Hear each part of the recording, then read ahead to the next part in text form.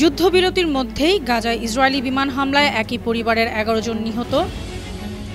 আর্থিক অপরাধের অভিযোগে চীনের ৯ জন শীর্ষ জেনারেলকে বরখাস্ত করল দেশটির কমিউনিস্ট পার্টি। ইউক্রেন যুদ্ধ বন্ধে হাঙ্গেরিতে বৈঠক করবেন মার্কিন প্রেসিডেন্ট ডোনাল্ড ট্রাম্প এবং রাশিয়ার প্রেসিডেন্ট ভ্লাদিমির পুতিন। যুক্তরাষ্ট্রের সঙ্গে প্রতিরক্ষা চুক্তির আলোচনা করছে সৌদি আরব, চুক্তি হতে পারে আগামী মাসে।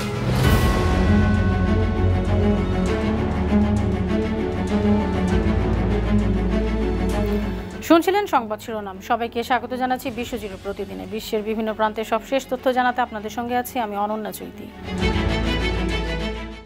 গাজায় একটি গাড়িতে ইসরায়েলি বিমান হামলায় একই পরিবারের ১১ জন নিহত হয়েছেন। যুদ্ধবিরতির মধ্যে গাজা শহরের পূর্ব আল জৈতুন এলাকায় এ হামলা করা হয়। গাজার সিভিল ডিফেন্সের মুখপাত্র জানিয়েছেন ১১ জন সদস্যকে বহনকারী গাড়িটি হলুদ রেখা অতিক্রম করলে বিকট বিস্ফোরণ ঘটে। আক্রমণটি কোনো সতর্কতা ছাড়াই হয়েছিল। নিহতদের মধ্যে ৭ জন শিশু এবং ২ জন নারী। হলুদ রেখা হলো একটি সীমানা। যুদ্ধবিরতির পর ইসরায়েলি বাহিনী সেখানে অবস্থান করছে। এই রেখা দিয়ে গাজায় ফিলিস্তিনিদের চলাচলের অনুমতিপ্রাপ্ত এলাকা চিহ্নিত করা হয়েছে। চীনের ৯ জন শীর্ষ জেনারেলকে বরখাস্ত করেছে চীনের কমিউনিস্ট পার্টি।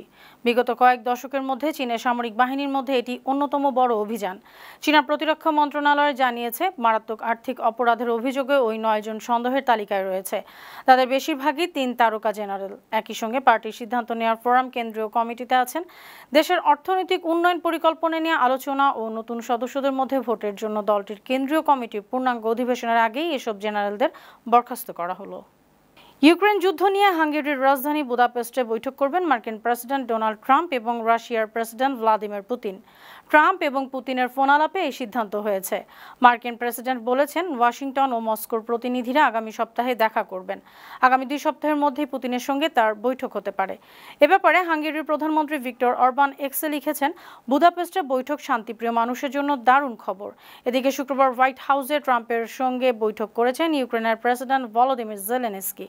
ওই বৈঠকের আগে ট্রাম্প পুতিন ২.৫ ঘন্টা ফোন আলাপ করেন। এদিকে ইউক্রেনকে টমাহক ক্রুজ ক্ষেপণাস্ত্র সরবরাহের কোনো পরিকল্পনা নেই বলে জানিয়েছেন মার্কিন প্রেসিডেন্ট ডোনাল্ড ট্রাম্প।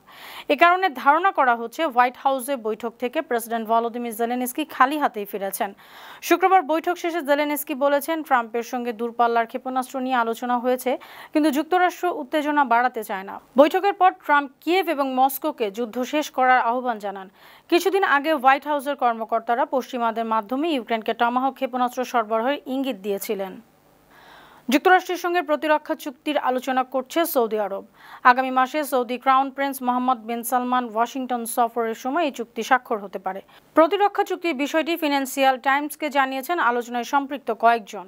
ট্রাম্প প্রশাসনের একজন সিনিয়র কর্মকর্তা পত্রিকাটিকে বলেছেন, স্বাক্ষরের ব্যাপারে আলোচনা চলছে, তবে বিস্তারিত এখনও নির্ধারণ হয়নি। এই চুক্তিটি যুক্তরাষ্ট্র ও কাতারের প্রতিরক্ষা চুক্তির মতো হতে পারে। সম্প্রতি করা ওই চুক্তিতে যুক্তরাষ্ট্র প্রতিশ্রুতি দিয়েছে, কাতারে কোনো হামলা হলে সেটিকে যুক্তরাষ্ট্রের ওপর হামলা হিসেবে বিবেচনা করা হবে। যুক্তরাষ্ট্রের প্রেসিডেন্ট ডোনাল্ড ট্রাম্প প্রত্যাশা করছেন তার প্রশাসনের অধীনে আব্রাহাম চুক্তির প্রসারণ ঘটবে। মধ্যপ্রাচ্যের সবচেয়ে শক্তিশালী দেশ সৌদি আরব দখলদার ইসরায়েলের সঙ্গে কূটনৈতিক সম্পর্ক গড়বে।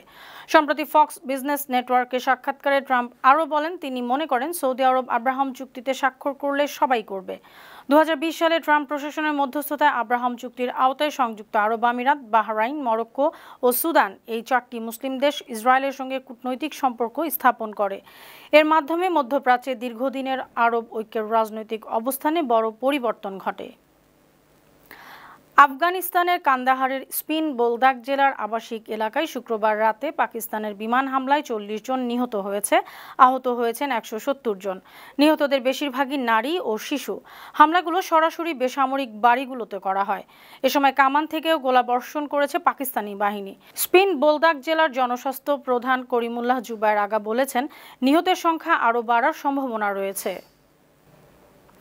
তিনি যুদ্ধের সমাধান করতে ভালোবাসেন। ইউক্রেন রাশিয়া সংঘাত সমাধান করাই হবে তার নবম সাফল্য, এমন মন্তব্য করেছেন মার্কিন প্রেসিডেন্ট ডোনাল্ড ট্রাম্প। শুক্রবার হোয়াইট হাউসে ইউক্রেনের প্রেসিডেন্ট ভলোদিমির জেলেনস্কির সঙ্গে বৈঠকের আগে সাংবাদিকদের কাছে তিনি কথা বলেন। এ সময় ট্রাম্প আরও বলেন, তিনি ৮টি যুদ্ধ বন্ধ করেছেন, তার এই প্রচেষ্টা নোবেল শান্তি পুরস্কারের যোগ্য। মজার ব্যাপার হলো, প্রতিবার একটা সংঘাত মেটানোর পর সবাই আগেরটা ভুলে যায়। প্রতিবারই তারা বলে, পরেরটা মিটালে তুমি নোবেল পাবে। ট্রাম্প দাবি করেন, তিনি চাইলেই পাকিস্তান আফগানিস্তান যুদ্ধ সহজেই মিটিয়ে ফেলতে পারেন।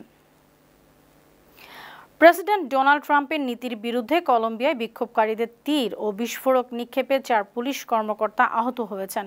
শুক্রবার দেশটির রাজধানীতে মার্কিন দূতাবাসের বাইরে এ বিক্ষোভ হয়। স্থানীয় মেয়র কার্লোস ফার্নান্দো গ্যালান জানিয়েছেন, আগুন লাগানোর যন্ত্র, বিস্ফোরক এবং তীর ধনুক দিয়ে দূতাবাসে হামলা হয়েছে। হামলাকারীরা মুখোশ পরা ছিল। প্রতিবাদীরা ট্রাম্পের ডানপন্থী এজেন্ডার নিন্দা জানিয়েছে। পেরুতে সরকার বিরোধী সহিংস বিক্ষোভে একজন নিহত হয়েছেন, আহত হয়েছেন 100-রও বেশি মানুষ। পরিস্থিতি সামাল দিতে সরকার শুক্রবার দেশটির রাজধানী লিমার পুলিশ প্রধানকে বরখাস্ত করেছে। গেল বুধবার জেনারেশন জেড বা জেনজি যুব সংঘের আয়োজনে বিক্ষোভে পুলিশের গুলিতে এক বিক্ষোভকারী নিহত হয়েছিল। দুর্নীতি ও চুক্তিভিত্তিক হত্যা ও চাঁদাবাজির কারণে কয়েক সপ্তাহ ধরে লিমায় বিক্ষোভ চলছে।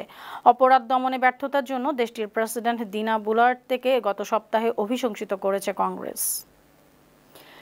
প্রিন্স অ্যান্ড্রু রানী দ্বিতীয় এলিজাবেথের প্রিয় ছেলে। সুদর্শন তরুণ সেনা কর্মকর্তা হিসেবেও তার ব্যাপক জনপ্রিয়তা ছিল। আর এখন সাধারণ মানুষ তাকে মনে করেন কিশোরীকে যৌন নিপীড়নে অভিযুক্ত ব্রিটিশ রাজ পরিবারের সদস্য। 65 বছর বয়সী প্রিন্স রানী দ্বিতীয় এলিজাবেথের ছোট ছেলে, বর্তমান রাজা তৃতীয় চার্লসের ভাই। তার বিরুদ্ধে নারী পাচার ও শিশু যৌন নিপীড়নের অভিযোগে দণ্ডপ্রাপ্ত কুখ্যাত মার্কিন ধনকুবের প্রয়াত জেফ্রি এপস্টেইনের সঙ্গে সংশ্লিষ্টতার অভিযোগ রয়েছে। গতকাল শুক্রবার বিবৃতিতে Prince Andrew Duke of York সহ তার সব রাজ উপাধি ত্যাগ করার ঘোষণা দিয়েছেন। লিবিয়ার নিহত নেতা মুয়াম্মার গাদ্দাফির ছোট ছেলে হানিবাল গাদ্দাফিকে জামিনে মুক্তির নির্দেশ দিয়েছেন লেবাননের একজন বিচারক।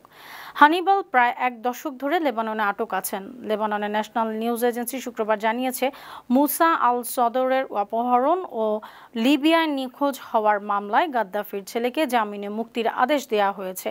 আল সদর লেবাননের প্রখ্যাত শিয়া নেতা ছিলেন। গাদ্দাফির আইনজীবী লরা বেয়ন বলেছেন, তার মক্কেলকে অন্যায়ভাবে কারাবন্দী করে রাখা হয়েছে। সুপ্রিয় দর্শক, এই ছিল আজকের বিশ্বজুড়ে প্রতিদিনের আয়োজনে। দেশ বিদেশের বিভিন্ন খবর নিয়ে আবার আপনাদের সামনে হাজির হব। সেই পর্যন্ত ভালো থাকুন, সুস্থ থাকুন, বাংলা টিভির সঙ্গে থাকুন। ধন্যবাদ।